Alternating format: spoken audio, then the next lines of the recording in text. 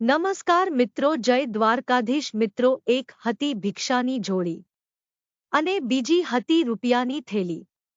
બંને સગી બહેનો હતી, બંને એક જ માની દીકરીઓ હતી અને એક જ ઘરમાં જન્મેલી ને મોટી થયેલી, પણ સંજોગવશાત બંને છૂટી પડી ગયેલી.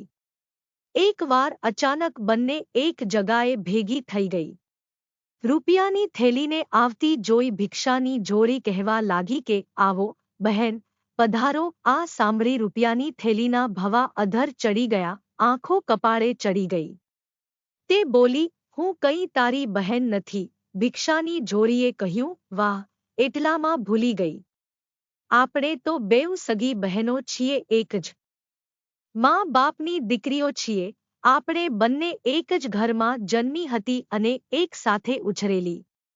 આટલું નજીકનું સગપણ પણ તું ભૂલી ગઈ. એ શું કહેવાય? રૂપિયાની થેલીએ મિજાજથી કહ્યું, ભૂલી ગઈ, ભૂલી ગઈ. તું શું કહે છે? જરી મોટાનું માન રાખતા શીખ. મારી પાસે જે છે તે જો તારી પાસે હોત તો તું પણ સગપણ ભૂલી જાત.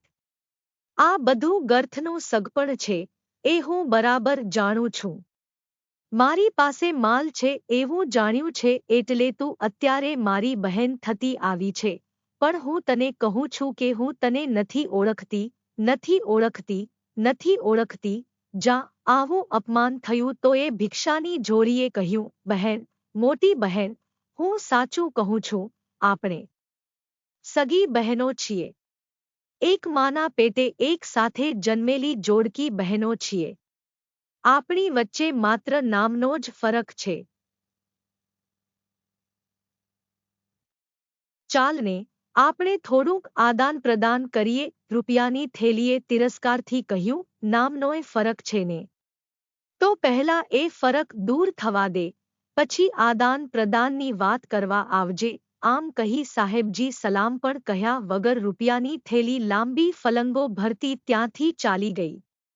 ભિક્ષાની જોડીનું સગપણ એણે ન સ્વીકાર્યું, તે ન જ સ્વીકાર્યું.